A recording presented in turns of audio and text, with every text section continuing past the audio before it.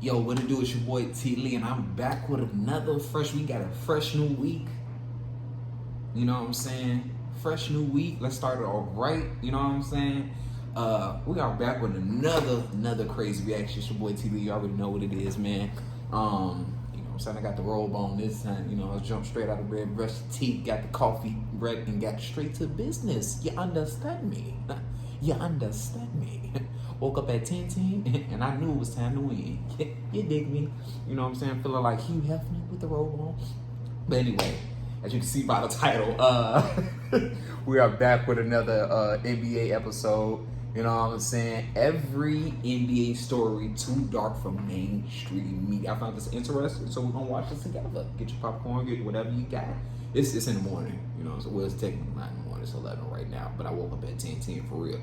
You know what I'm saying? But get whatever you need to get. You know what I'm saying? You understand me? We're going to dive into this. But before we start, make sure you like, subscribe, turn on that post notification bell. You already know what it is, man. Appreciate y'all for watching. For the ones we on that road to 100K. Eddie Griffin's car crash. It happened in the early morning hours in Houston. Griffin was driving a Nissan SUV, and for reasons no one fully understands, he went through a railroad crossing where the gate was already down, lights flashing, and warning systems blaring. The train wasn't stopped. He slammed into the side of a Union Pacific freight train, and the impact lit everything up instantly. The SUV exploded into flames. A nearby rail car full of plastic granules also caught fire, adding fuel to the disaster. The flames were so extreme that the authorities had to use dental records just to confirm it was him. His body was completely unrecognizable. Damn. That mean he got cooked. RIP to my mans. Damn, they had to use dental to recognize him. Use dental records. When the toxicology report came back, it showed his blood alcohol level was 0.26%. That's more than 3 times the legal limit in Texas. No narcotics turned up though. Not a trace of barbiturates or cocaine. The official cause of death, multiple blunt force injuries. The fire was devastating, but the impact itself is what killed him. Still, not everything added up. Investigators couldn't find any skid marks. No breaking. Man, look at that return thing on cake, man. Oh, wow, I'm getting a hug. Emotional.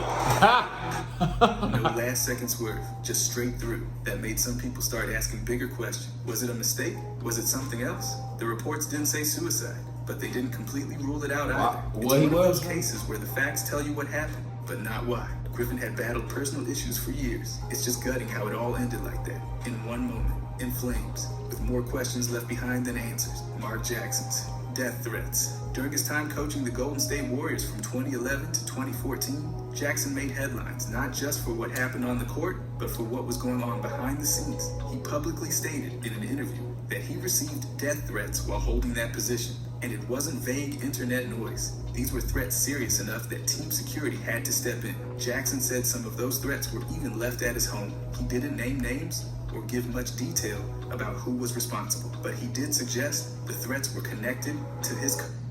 He is in the Bay Area. Well, he ain't in the Bay Area, but he Sacramento. Yeah, I heard people get that confused. Like, the Bay Area and Sacramento, those are separate. They in the same, you know, in the same place, but it's almost like being from Chicago and people name a certain neighborhood. You'd be like, bro, that's not the same place as out west. Like out west, some people you'll go out west and be like, yeah, where's Old Block at? Like, bro, no. That's out south on that. Like, you got the wrong spot. But I heard it is wild out there. Religious beliefs and ongoing tension inside the organization. It wasn't just a few people being dramatic online. These threats were taken seriously. His coaching era was full of contrasts. The team had success, but there was real friction within the franchise. Reports pointed to conflicts with certain assistant coaches and some members of the front office.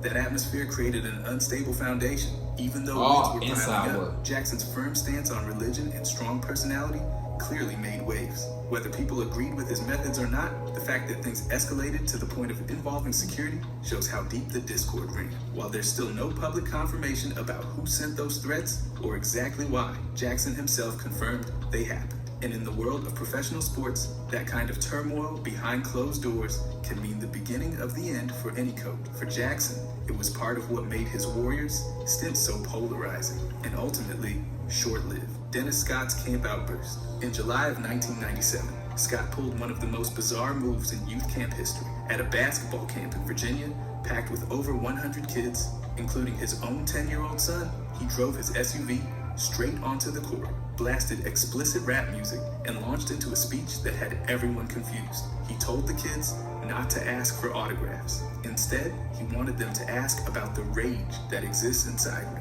He was 28 years old at the time, still with the Orlando Magic and clearly fed up. He was furious about contract negotiations and his $3 million salary. Then a camper asked if he used drugs. That flipped a switch. He later said he was embarrassed, especially in front of his son, and that question set off his reaction. Yeah, I wouldn't have claimed you as my daddy anymore. Like, ain't that your daddy? Fuck no. Yeah, hell no, that's not my dad. No, I don't know him. No, I don't know him. No, I don't know him at all. Are you sure that isn't your dad? Hey, that looks like, no, that's not. Keep him away from me. Mom, what are you talking about? It ended early. Scott left, but returned a few hours later to sign autographs for the few dozen kids still around. Afterward, he issued an apology through his agent. Look at him. He looked like a man. And confirmed he was drug-free and healthy. He went even further, offering full refunds, nearly $28,000. Oh God, let me get my refund. And donating another $3,800 to local youth basketball. Loudoun County officials called it a satisfactory response and didn't ban him from future events. Media outlets covered every detail. Kids were stunned, parents were baffled, and now, years later, the moment's remembered as one of the weirdest emotional meltdowns in NBA off-court history. That phrase, "the rage inside me," still lives on. People joke about it, but in that moment, it was real and raw. A frustrated pro athlete let it all out in front of a gym full of kids. Yeah, you came for the wrong people. If you guys want to subscribe, I'm going to be posting every day. Subscribe to my man if I'll slap your ass. Derrick Rose's civil trial. In August of 2013, a woman accused Rose and two friends of drugging and raping her in her Beverly Hills apartment. They had been at his place earlier, drinking, and she claimed she woke up sore, disoriented, and covered in lubricant. 2 years later, in August of 2015, she filed a civil law. Oh, I swear to God, I never heard this about my man D-Roll. They was trying to get him up out of there like that. The only thing that I heard of him getting exposed about, like, is because they brought up old pictures of him throwing, GD. Like, he locked in. He locked in. You know what I'm saying? He locked in, I ain't never heard about that. They trying to get my man's up out of here, bro. We ain't got to rape shit on. You know what I'm saying? We don't rape nothing. We don't take nothing that ain't given to us. Indeed. And I'll stand on that. I don't roll like that. I'm not taking nothing that ain't given to me. I ain't getting aggressive with no. First of all, I'm not a get aggressive type motherfucker unless we intimately kissing and stuff and all that. But I'm not like nah, that, I don't know, that's a little weird. Like, hey, calm down, bro, calm down. I'm take it slow. Then when I get in there, you know what I'm saying? I just drifted off somewhere else. But yeah, we ain't got to say nothing around here, bro. They try pulling that crap with Chris Brown. You think Chris Brown got to take some guy? We didn't see his meet and greet pictures with ladies and stuff. I don't think he needs to take anything from anybody. Indeed. Let's go. Asking for over $21 million in damages. The trial kicked off in October of 2016 with an 8-person jury seated in federal court. Rose and his co-defendants said everything was consensual. They pointed to past texts, including ones where the woman... Yeah, she lying. Lying bastard. You leave it. Yeah, let's in a white woman. Damn. You could tell she was lying. She's like, damn. Looks like they ain't gonna get a bag out of him. You gotta know, girl, if you gonna lie, no, don't lie at all, you goofy. Because you putting people in harm's way that didn't even really do nothing, you goofy. Like, I woke up disordered. Yeah, because you knew what you was going for. You knew when you left that house, you like, I'm finna go do some dick. I'm finna go yada, yada, yada, yada, yada. You made that. Some girls having that already set up. Like, yo, today you finna get it popping and stuff. Not saying it like, hey, y'all can take it from me and stuff, but they already be in that mode, like. Rose admitted under oath that he struggled to define consent, which raised eyebrows. The trial wasn't short on drama. The plaintiff broke down crying on the stand. The defense wanted her tears stopped mid-testimony. But the judge said no. A detective tied to the investigation died by suicide during the trial, adding a bizarre and tragic turn. Defense attorneys also took heat for bringing up her sexual history repeatedly, with critics calling it inappropriate. In the end, the jury found Rose and the others not liable. It wasn't a criminal case, so the ruling didn't say he was innocent, just that he wasn't financially responsible under civil law. No criminal charges were ever filed, although police kept looking into the situation at the time. 2 years later, her appeal was denied. That ended the legal battle in court. Rose walked away without having to pay, but the case left a cloud over everything. It was messy, emotional, and full of tension. Every part of it was on record, but the verdict didn't erase the impact the case had on his career and reputation. Paul Pierce's stabbing. On September 25th, 2000, Pierce was attacked at the Buzz Club in Boston. It started after some kind of argument. Reports say he was dancing too close to someone, maybe a woman's sibling, and it escalated fast. One guy smashed a bottle over his head, then multiple men stabbed him 11 times. His face, neck, and back were all hit. One stab even punctured a lung. His teammates, Tony Batty and Batty's brother, didn't waste time. They got him to the hospital immediately. Doctors performed lung surgery to save him. It was a violent, near-fatal situation. You'd think that would end a player's season. Instead, Pierce suited up and started all 82 games that year. Not only did he play, he balled out, averaging over 25 points. That's how you take that. Just a few weeks after major surgery, Why do you get this he was picture? back on the court, They bogus as delivering hell. one of the best scoring seasons of his career. But physically, healing didn't mean he was fine. Pierce later shared that he struggled hard mentally. Depression, anxiety, paranoia. Hold on. Did Paul Pierce just say some goofy shit in the news though? On the show? Oh, he did. Let me know in the comments. Didn't recently Paul Pierce just say some goofy stuff? Please let me know in the comments. If y'all watching, please let me know in the comments. Go search it up right now. I love you 100 times. I love you 100 times. If you're a lady, I'll suck your toes cleaner right now. But hold on. If you with age, see, I gotta be 45. If you're 45, yeah. But if you below age, just get the goddamn information. It's love, you know what I'm saying? Look it up right now. But I'm pretty sure, I thought Paul Pierce had said some stuff that went viral, you know, some crazy stuff. Because he be talking crazy. Sometimes I imagine when I write your name for my dear friend Martin. He did. It was something.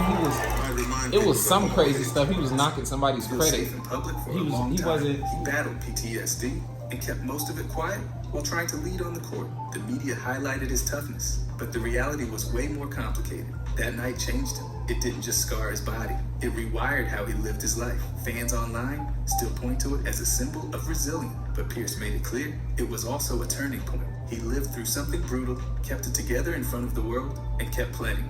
But behind the scenes, it left real damage, not just a comeback story, a trauma story with a stat line.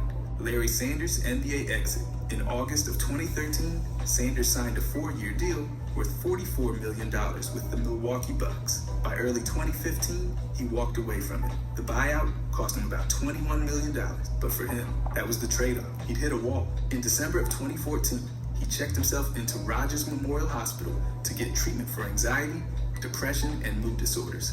Around that same time, he had a stress-related breakdown during a Christmas Eve practice under Coach Jason Kidd. His whole body cramped. After that, he couldn't bring himself to go back. 2 months later, he released a video and article through the Players Tribune. He said basketball didn't define him. He was a person first. He spoke about the pressure to be a product, an ATM, and how he felt like his voice no longer mattered. The game, he said, wasn't worth the mental and emotional damage. Sanders made it clear.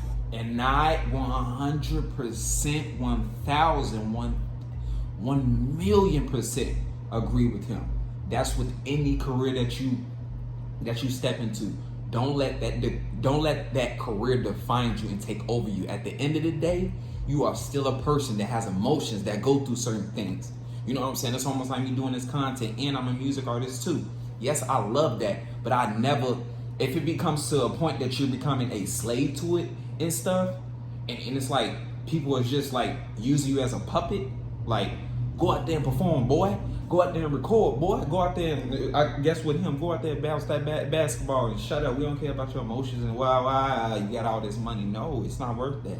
It's not worth your peace at the end of the day. It is not worth it. I will throw all the money away for my peace. Like, and it's crazy, but because I just read an article with the guy from MySpace, Tom, whatever his name is, and it showed that it said that he had sold MySpace. That's why MySpace ain't never coming back or anything. He had sold MySpace, took his money, and disappeared. And now he's happy, just doing photography. He making money off photography. He travels the world. I think he do not landscaping, but I think he does. Not landscaping, no, he doesn't do that. But he does stuff in art, in the art field and stuff. You know what I'm saying? Photography and all that and stuff. And that finds him peace. Because he doesn't feel like he's forced to do this. He doesn't have to live to an expectation. You know what I'm saying? He's not under that light of like, he's doing that wrong, and he's that. Ooh, nope. Once you start trying to live, once you gotta live to an expectation and stuff, and people like, you ain't living up to, I'm gone. Because I'm not a slave to you. I'm not a slave. You know, I do this for my own enjoyment because it brings me peace. But once it starts, man, I respect it 100%. Peace and relationships mattered more than millions. Exactly. He gave up Family the rest too. of that contract and walked away at a time True. when barely anyone in pro sports talked about mental health. His brief return in 2017 with the Cavaliers didn't last. He played 5 games, then got waived, but his impact didn't end there. He became a leading voice for mental health in sports. He pursued music, art, and overseas basketball. Sanders' story wasn't just about leaving money better. It was about choosing well-being over expectations. Say out loud that mental health matters more than a contract. Kendrick Nunn's battery plea. In March of 2016, Nunn was arrested in Champaign, Illinois, on a misdemeanor domestic battery charge. The accusations were serious. He was accused of hitting a woman, pushing her to the ground, and pouring water or possibly hot water on her during an argument in her apartment. He eventually pleaded guilty to a lesser battery charge. That plea meant other charges were dropped as part of the deal. He turned himself in, posted bond, and faced the consequences. As a result, he was dismissed from the University of Illinois basketball team. The court laid out a series of conditions. Nunn had to complete community service, go through a 26-week domestic abuse prevention program, write an apology letter, and serve 18 months of court supervision. He then transferred to Oakland University, where he had to sit out a season under NCAA rules. After that, he picked up his career again and eventually found his way to the NBA. But the case didn't just disappear. When Nunn began gaining attention during the 2019 season with the Heat, the incident resurfaced. In a 2018 interview, he said he'd grown a lot since then, but also made comments that critics said minimized the victim's claims. He was never charged with a felony, but the misdemeanor plea, the admission of wrongdoing, and the consequences that followed were all very real. Even now, people point back to that case when discussing his career. It's a reminder that every player brings more than a stat sheet. For Nunn, his legal history is as much a part of the conversation as anything he's done on the court. Sean Livingston's knee injury, February 26, 2007. Livingston took a routine fast break. What followed was anything but routine. He went up for a layup, landed awkwardly, and his left knee collapsed beneath him in a way that made teammates and fans look away in shock. The injury wasn't just bad, it was catastrophic. He tore the ACL, PCL, and MCL. That's a lot of L's. That's a triple L. His kneecap dislocated. So did the tibial fibula. When doctors first assessed him, they weren't just thinking about basketball. They were talking about saving his leg. Blood flow had stopped. There was nerve damage risk. Amputation was on the table. Thankfully, the medical staff reduced the dislocation on the court, which got blood flowing again. A Doppler scan later confirmed his leg was viable. On March 13th, surgeons went in and did 2 days before my birthday. Rebuilt the knee structure, repaired torn tissue, and stabilized joints. The rehab was brutal. Daily therapy, crutches, relearning how to walk. Yeah, I understand that. I didn't been in that position. Well, not this position. In that time, I ain't been in this position, like almost getting my leg amputated and everything. But I've broken my my leg before, and I definitely knew. And the crazy thing is, you think like, I don't know, when I broke my leg, because I did it wrestling and stuff, you know, grammar school, group against group, battling and stuff and everything. And that shit happened. Shout out to them. That's still, you know, if I say it, that's still my homie though. But it was a group against group. We ended up 2 against his 4 people. I was taking him down and everything, and one he came up behind me and did this, cause like it's not easy taking me down. I ain't gonna lie. As much as I look skinny and stuff, it's not easy to take me down. You gonna have to like, it's not easy. That's all I'm gonna say. That's all I'm gonna say. I'm a you understand me. for real. But he came up behind me and he tried to like lay me out. No did he? Tried to lay me out. And instead of me just falling on my butt, I ended up putting my leg ended up going back. Yeah, it was some crazy shit. And I thought it was cool because I stretched my legs out anyway until I stood up and I'm like, oh shit, this ain't, I'm like, oh. I had to sit in that grass, man. I had to sit in that grass. Lucky enough, somebody that worked at the building was driving past, got in the car, and he dropped me off and stuff. Had to wait until my sister got off work. Man, and yeah, went through all that crutches. People was making fun of me. Oh, cripple, and all that. Then when it was done and stuff, like I literally had to learn how to walk again. Like I thought it was gonna be easy, bro. I remember the first day. Oh shit! It almost touched my shit. Most people expected his career to be over, but he slow. He played just 22 games between 2008 and 2010, bouncing between teams and even the development league. But he kept working. By the time he landed with the Warriors, he was a trusted bench presence. He helped them win 3 titles. Steve Kerr called him a steadying force. His knee never fully healed. He still iced it daily years later. But Livingston's recovery wasn't just physical. It was a full-blown transformation. From nearly losing his leg to becoming a three-time champion, Livingston's comeback wasn't... I didn't know. If you've ever had to stay in the hospital... Like, I didn't know if Alex was supposed to take another pill if he wasn't in pain. We were really, really fortunate that we had an incredible medical team. Wasn't just rare, it was historic. Jason, bro, if you never had to stay weeks, like if you've ever had to stay in the hospital for weeks and stuff, you can relate to this because I've been in that position. Being in the hospital will really drive you crazy in a minute. Because I remember, like, okay, this is another story. I got pictures of it. I'll tell y'all later down, but this whole side had got swollen and locked up. My jaw. It was a point in time. This is around the pandemic time, and this story's time. But long story short, stuff started locking up. It just shut up, like legit. It locked up. I couldn't open it. It was like through the wire type stuff. For real. If I was sounding like Kanye West, you know what I'm saying? Like I was sounding like him. Like my jaw had locked up, and I had to go to the hospital. And long story short, it was like an infection, I guess, and it locked my jaw up. And going through that procedure, like I had to stay in the hospital for a whole week. I couldn't eat certain foods, and it was driving me crazy because I'm in there like, yo, I want to go.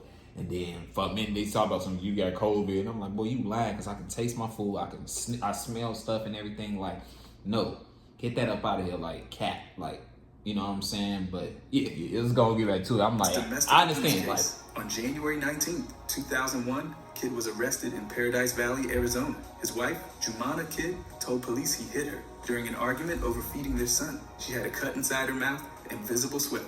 Kidd pleaded guilty to misdemeanor spousal abuse. He was fined $200 to attend 6 months of anger management classes. I ain't gonna lie, Jason Kidd did look like he had anger management. Expunged. You can see in his face. Reports of the incident remained well documented. Let me see In you. January 2007, Kidd filed for divorce. In response, Jumana issued serious counterclaims, accusing him of years of abuse. She described multiple incidents: broken ribs, a concussion from being struck with a candlestick, and having her head smashed into a car console. She also alleged verbal abuse, infidelity, gambling, and alcohol problems. Kidd denied those claims, calling them exaggerated or fabricated. Yeah, I can see she exaggerated. Charges from the divorce proceedings. Because why you do that as soon as he filed for divorce? Why you doing that, bro? Like, years later, when the Dallas Mavericks hired him as head coach in 2021, team CEO Cynthia Marshall confirmed they had in-depth discussions about his past abuse charge. The franchise acknowledged the incident and said they'd done their due diligence. The original plea in 2001 is an established legal fact. His later divorce proceedings surfaced broader allegations, but those claims were never proven in court. His public denial of the accusation stood, and his legal issues didn't resurface after that. Still, the domestic abuse case is a permanent part of his public record. Yeah. It remains one of the most documented off-court controversies from his When you playing make certain career. decisions in Charles life, you gotta learn how to deal with that later on. Even when you do change, people still gonna have that picture of you. You know what I'm saying? I feel like in certain situations like that and stuff, as much as you might change and become a better person, some people still won't get that picture up out of you. And it's cool and stuff, just as long as you know inside your heart that you changed, that you know that you won't ever do that again. Like you genuinely change, like with that stuff. You know what I'm saying? I can't try to force people to show like, yo, I ain't the same person that I was 2 years ago or a year ago and stuff. You know what I'm saying? I can't force you. Only thing I could just show and stuff, and at the same time, not even showing you, just moving on with my life and doing better for me. I ain't gotta prove to nobody that, hey, I'm changing, because it's not for you. It's for the future. You know what I'm saying? For the future me to know, like, you know, you ain't gotta see the change in me. You know what I'm saying? There's always gonna be other people that really be like, yo, he is changing. He is. You don't gotta believe in me. At the end of the day, like, at Madison Square Garden. it is what it is, man. But that's why you be. As Kristaps Porzingis took free throws, security approached Oakley. They asked him to leave. Oakley refused. Then everything escalated.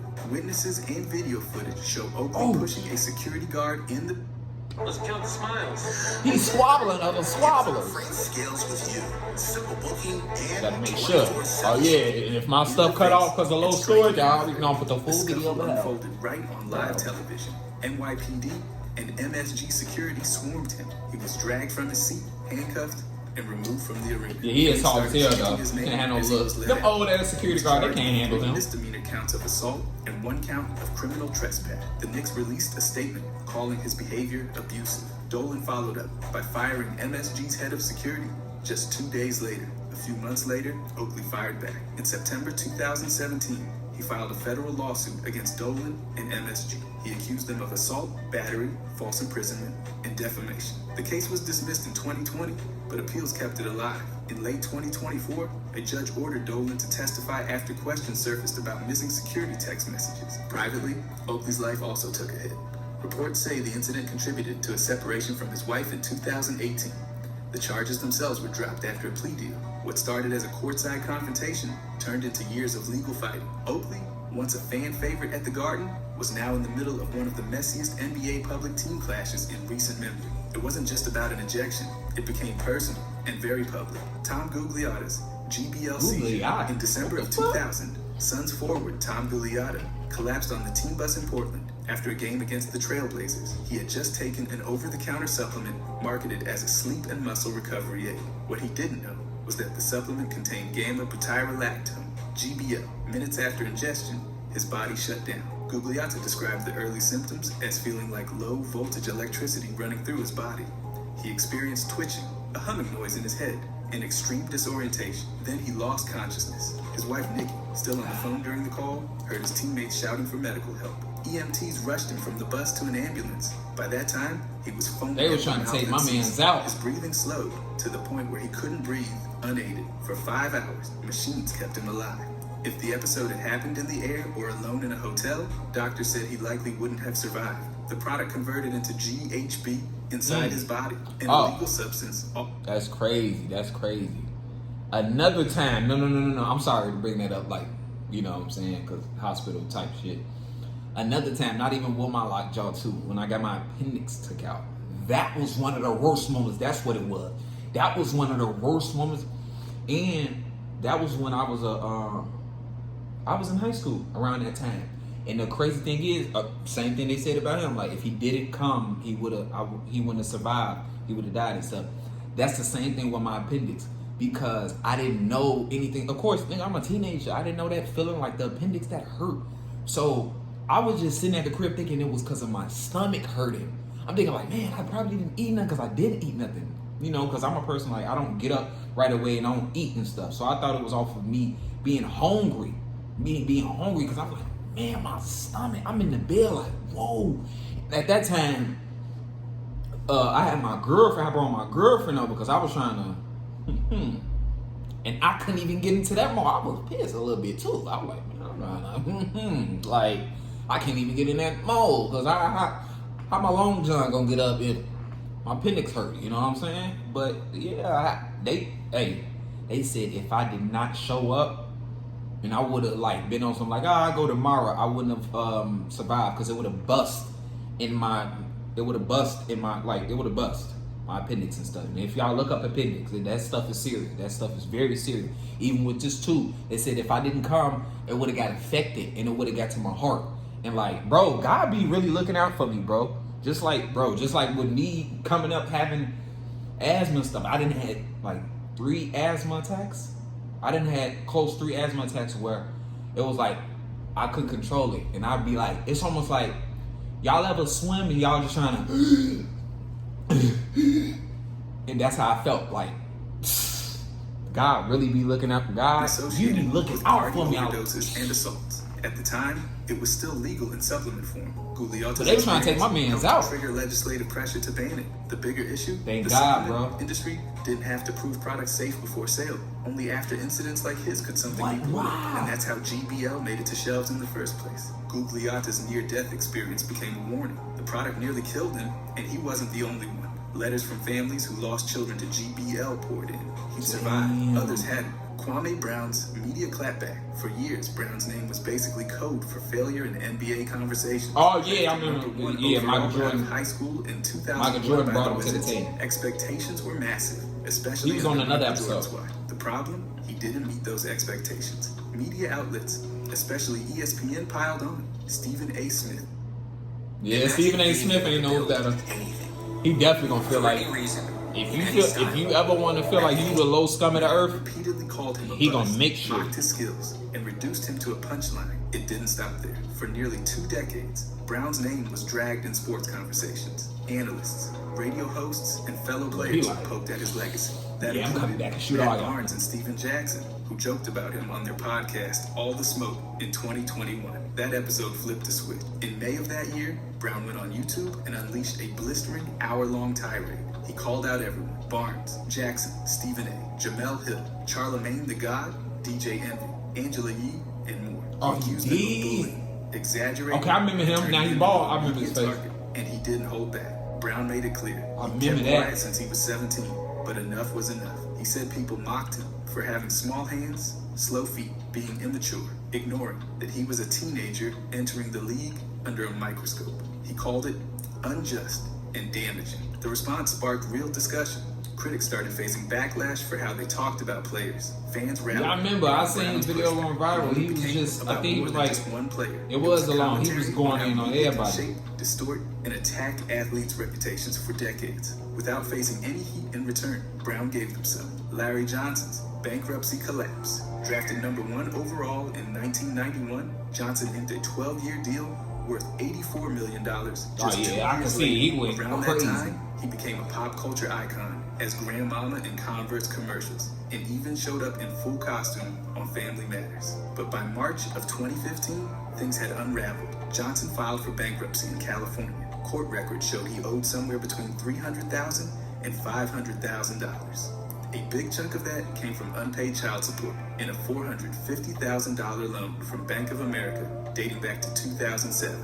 In one case, he reportedly owed over $890,000 in child support for just one child. He had to give up his California mansion during the bankruptcy process. When the dust settled in January of 2016, his account balance was $7,500. Despite earning over $80 million in his I'll take that. Johnson's financial collapse was a textbook example. I need that right now. That's unpaid 700. obligations and poor planning. After I need that. I take that little money. Profile, but stayed around the game, working with the Knicks in a basketball and business operations. I take that little. I'll take that. His story became part of a It ain't nothing to global him. list of athletes who lost fortunes post-retirement. He Johnson's did that. grandmama persona was He did larger that. than life, but his real-life financial downfall proved brutal, costly, and entirely real. Lamar Odom's brothel. Oh, yeah, I know about On him. October Yeah. 13, 2015, Yeah, Odom was man. found I'm glad he's unconscious back at the Love clean. Ranch, a legal brothel in Nevada. He'd been staying there for several days, reportedly spending $75,000 and engaging 2 women around the clock.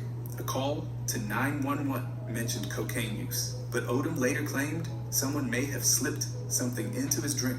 When staff found him, He was foaming at the mouth and completely unresponsive. Paramedics rushed him to a nearby hospital. He was too tall for a helicopter, then transferred him to Sunrise Hospital in Las Vegas. His condition was dire. He was placed on a ventilator and life support. Doctors said he suffered 12 strokes, 6 heart attacks, kidney failure, and his heart stopped twice. Toxicology reports revealed cocaine, opiates, and a Viagra-style stimulant called Reload 72 in his system. Odom insisted later he didn't knowingly take those drugs. He remained in a coma for several days. When he woke up, he couldn't walk or talk. The recovery was long and grueling. He went through months of rehabilitation, slowly regaining basic functions. His medical team called him a walking miracle, given the extent of his trauma.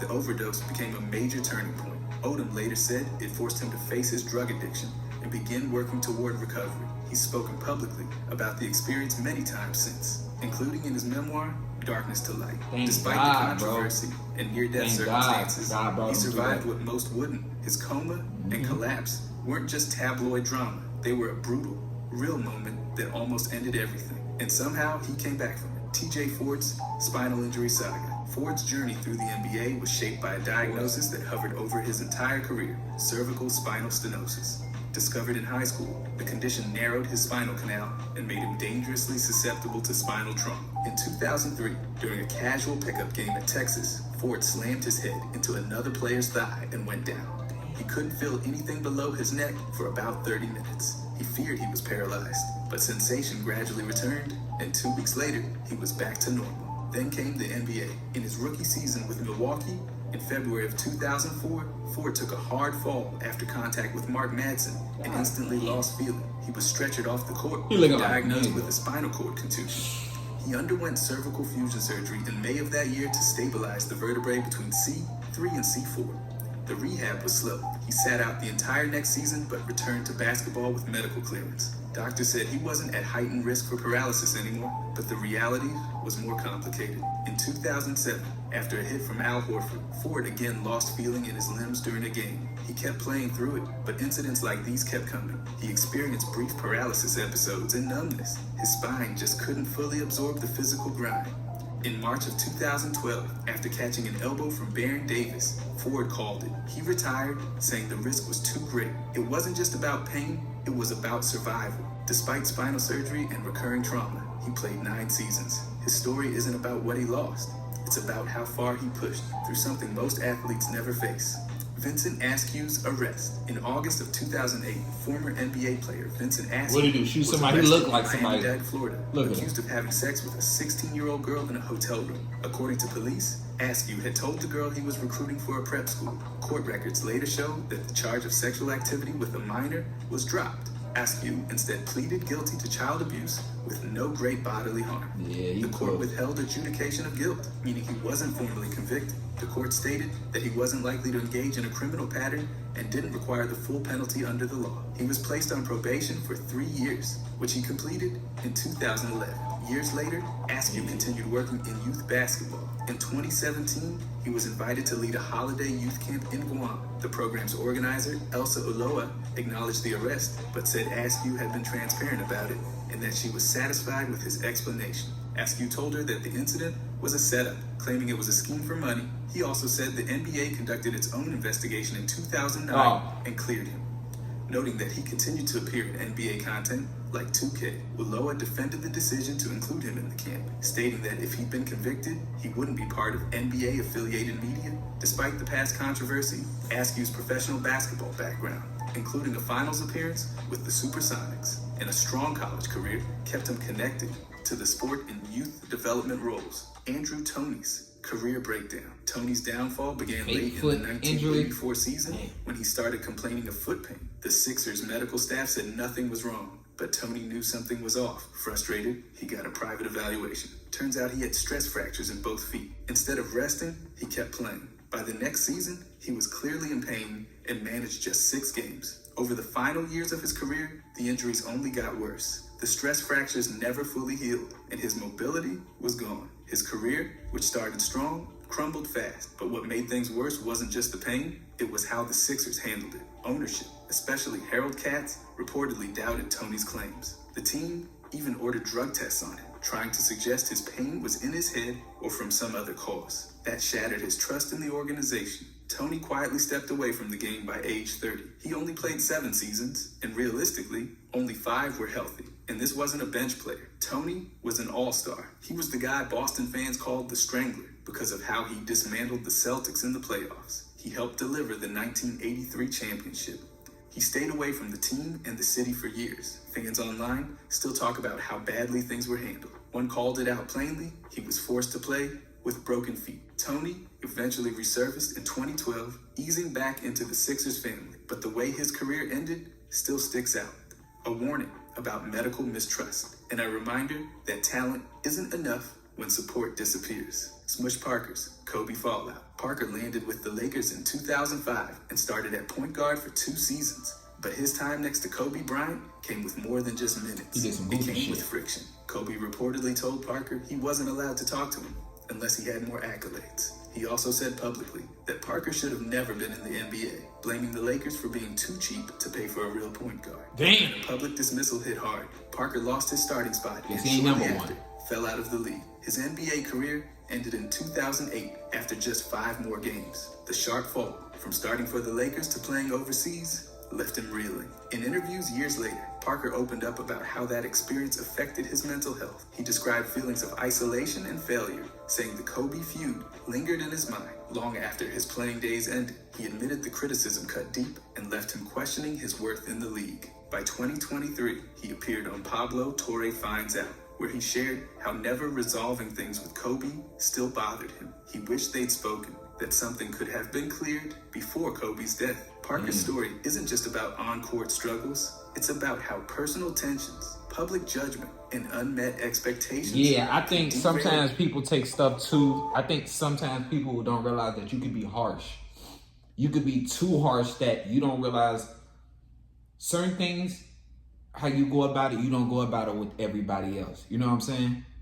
Like, you got to learn how to talk to people because some people don't take certain things the right way. Some people might commit suicide. People mental ain't right for you to be saying some crazy shit out your mouth. You know what I'm saying? But damn, bro. Because, like, what about what Kobe said would have made him be like, man, I'm going to commit suicide. That means I'm not worth anything More on than just in stats. life. Like, For Parker, it shaped his career and haunted him for years after. Tyler Ulis's near-fatal crash and comeback. In late February 2022, Tyler Ulis was driving south on Interstate 75 in Michigan when another vehicle, traveling the wrong way, collided head-on into his car. The impact left him with multiple broken bones, a fractured left ankle, both wrists, plus additional breaks in one foot, along with cuts and bruises. But luckily, no reported head trauma. Soon after the crash, Ulis had surgery on his ankle. Photos from his recovery showed casts on both arms and a leg. By mid-2022, he still couldn't walk and required assistance with basic tasks. Rehabilitation was slow. He began walking after about 6 months, started running around month 10, and needed roughly a year to regain full mobility. Before the accident, Ulis hadn't played since 2020 with the Sacramento Kings G League affiliate. The severity of his injuries and the prolonged recovery effectively ended any hopes of returning to professional basketball. Instead, he stayed close to the game through coaching. During the 2022-23 season, he joined the University of Kentucky as a student assistant coach, and in September 2024, he became an assistant coach with the Arkansas Razorbacks. His journey went from catastrophe to transformation, from the wreck on I-75 to guiding players from the sidelines. What could have ended his story is now his new beginning. Greg Anthony's sting. Greg Anthony got caught up in a DC mess when he answered what he thought was an escort ad. It wasn't. It was part of a police sting. And when he met the undercover officer in a hotel room, things went downhill fast. The officer mentioned it'd be $80 for intercourse. And Anthony, apparently not the sharpest tool in that moment, followed up asking about costumes. Yes, costumes. This happened in a DoubleTree hotel around 5:46 in the evening. Very glamorous. Once everything hit the fan, he was slapped with a misdemeanor solicitation charge. Both CBS Sports and Turner Sports gave him the boot, suspending him indefinitely. He did make a public apology, saying it was a lapse in judgment and that he felt the embarrassment. I mean, obviously. To keep the charge from sticking, he entered into a deferred prosecution agreement about a month later. He had to knock out 32 hours of community service and keep his nose clean for 4 months. If he pulled that off, the charge would vanish. And yes, He did it. Reports even confirmed he used a computer to hunt down the ad and make arrangements. Not subtle. Everything was fully documented, from the location to the minute-by-minute takedown. The legal resolution meant no lasting criminal record, but professionally, it cost him. His public image took a direct hit, and networks don't forget stuff like this. He It was being wasn't a just freaky personal fraud. embarrassment. It became a public broadcast Ain't nothing wrong to that be. followed him far beyond the hotel. Ain't nothing wrong. Ben What? Gordon's spiral. Ben Gordon's post-NBA life's been a non-stop chaos parade, and it's all tied I to mean, the when he battle first for came to bipolar Chicago disorder and Bulls. depression. He's been upfront about it, writing in February 2020 about a suicide attempt and the emotional freefall after basketball. The guy went from scoring in the league to struggling just to stay afloat mentally. Fast forward to April 4th, 2023, his 40th birthday, and instead of cake, he got handcuffs. He was arrested in a Connecticut juice bar after acting completely out of control. Police found a folding knife, a stun gun, and brass knuckles on him. Not your average smoothie run. He ended up in an 18-month diversion program that could wipe the charges if he finishes it by September He got the 2025. OVO jacket on. Late 2022, things got even wilder. First, he reportedly punched his son at an airport. Then, a month later, he was out here stabbing people with sewing needles and getting into fights with McDonald's security in Chicago. Before that, in 2017, he yanked fire alarms in his apartment, assaulted someone at a wellness center, and allegedly threatened his apartment manager with a knife. Just pure mayhem. His lawyer blamed the Connecticut incident on mental instability, a declined bank card, and some diet stress. Gordon's since gone through over 55 therapy sessions and even got support from his old coach, Jim Calhoun. He's making moves to get his life on, and the legal system's focus more on help than punishment. Yeah, man. Dang. Hopefully he getting it together, man. But appreciate y'all for watching, man. Make sure y'all like, subscribe, turn on that post notification bell. We're on that road to 100K subscribers. Let me know in the comments which one was the craziest one for you. You know what I'm saying? We out.